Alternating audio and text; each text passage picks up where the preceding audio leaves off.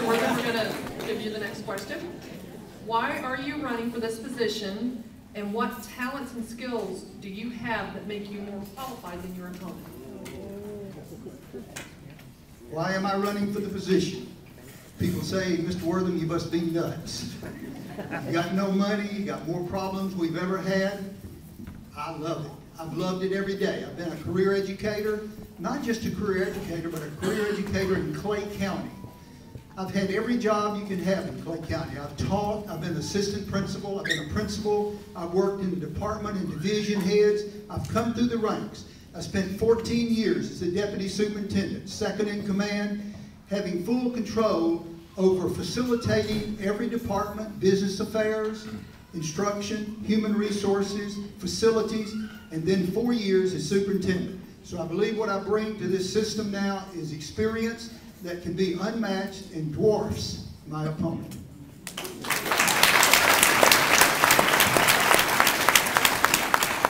I'm running for this position because I feel called and compelled and do nothing else at this time in my life.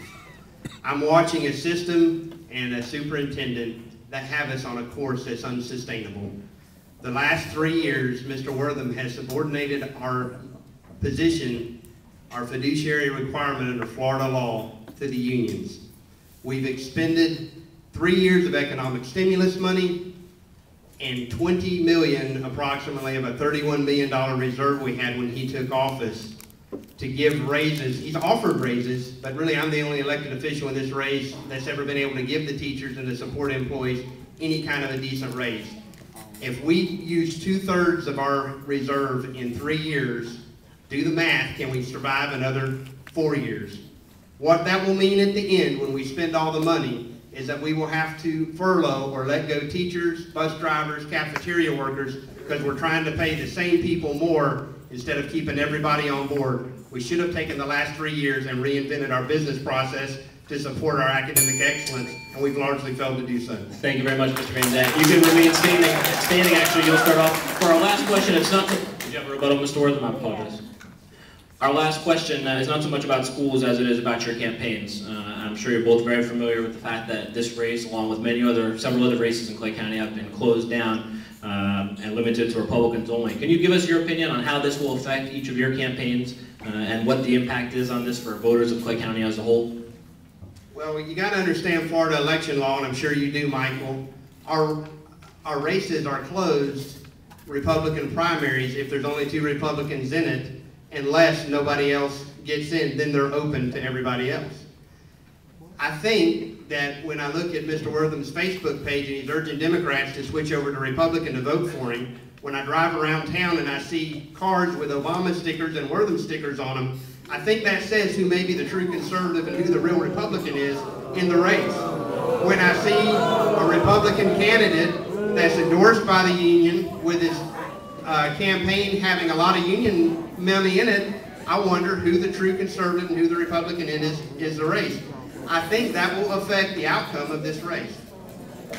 Just a quick note on that, I can tell you, understanding how election law works, that's actually backwards. Florida's election laws, we have what's called a universal open primary system, and when 2 candidates are from the same party, all voters are given the right to vote. So, Mr. Wortham, 1 minute, please. Yes, I'm Republican. Quite frankly, I don't believe the superintendent of schools race should be. I think it should be nonpartisan, exactly like the school board. If I make a recommendation to the school board and say, well, that's party platform, that's why I make a recommendation, it's not really what's good for the students. That is wrong. Put that aside. When a race is closed and 59,000 voters in Clay County do not have an opportunity to vote in the superintendent of schools race, that's wrong. That's all I can say. Amen. Especially when the write-in candidate is a very good friend of my opponent and has his yard full of signs. So let's just tell it like it is. It was done to make sure we got an ultra-conservative Republican Tea Party group only voting for my opponent, when he knows there are a lot of Democrats, particularly educators, wonderful teachers in Clay County that happen to be Democratic. But they know who they want for the leader, and I think it's wrong. Thank you, Mr. Wortham. Rebuttal card, Mr. Van Zant, 30 seconds on the clock, please. You're correct, Michael. I talked about the division of elections backwards. But more importantly, I mean, we have the option, Mr. Wortham, if you're more comfortable with everybody voting, you can switch parties or become an independent like Charlie Chris did, and the whole county can vote in the general election between you and I. There is that option. It's not like I kept anybody from voting. Mr. Wortham, 30 seconds on the clock, please. According to the supervised election, in order to do that, you'd have to do that 1 year in advance of the election, and that was impossible. All right. That's it for the questions. Now we'll have our closing statements. We'll start with Mr. Van Zant this time. 1 minute. Well, folks, we have a clear choice. We all want experience, and I have 14 years of educational leadership experience. The real question becomes record and vision. I share your values, whether it's graduation to jobs or refocusing like a laser beam on elementary reading. I have a vision. One candidate in this race has accepted the union endorsement, their money into their campaigns, and allowed their influence into the superintendent's office. He has actively urged Democrats to change parties to have liberal influence in the Republican primary. This is a Republican executive committee debate, isn't it? He's given campaign donations to the second highest ranking Democrat in Florida. Ben, you're a nice guy. I don't know anybody that doesn't like you personally. But decisions have consequences, and I'm simply asking the voters to review our records and ask yourself who the true conservative is in this race that shares your conservative values and has the vision in this contest. Thank you very much, Mr. Van Zant. Mr. Wortham, 1 minute. I just have to disagree.